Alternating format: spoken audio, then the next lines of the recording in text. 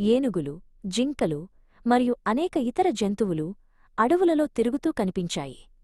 ఆకాశం వైపు చూసి ఆయన, పక్షులు ఎగురుగాక అని పలికాడు. వెంటనే రంగురంగుల పక్షులు ఆకాశంలో ఎగురుతూ మధురమైన పాటలు పాడుతూ కనిపించాయి.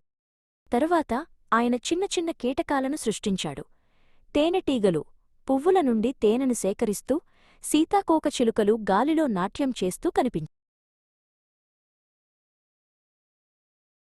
సముద్రం వైపు చూసి ఆయన, నీటిలో జీవులు నిండుగా ఉండుగాక అని పలికాడు. వెంటనే చేపలు, తిమింగలాలు మరియు అన్ని రకాల సముద్రజీవులు నీటిలో ఈదుతూ కనిపించాయి.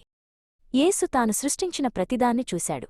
అదంతా చాలా అందంగా ఉంది. కాని ఆయన హృదయంలో ఏదో ఒకటి లోపించిందని అనిపించింది. ఈ అద్భుతమైన ప్రపంచాన్ని ప్రేమించి సంరక్షించేవారు ఎవరూ లేరు.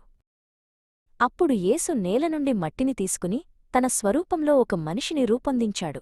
ఆయన ఆ మనిషి నాసికా రంధ్రాలలో జీవశ్వాసం ఊదాడు మరియు ఆ మనిషి సజీవం. యేసు ఆ మనిషికి తోడుగా ఉండటానికి అతని ప్రక్కటెముకలో నుండి ఒక స్త్రీని సృష్టించాడు. వారు ఒకరినొకరు చూసి నవ్వారు. యేసు తన సృష్టిని చూసి అది చాలా మంచిదని, పరిపూర్ణమని భావించాడు.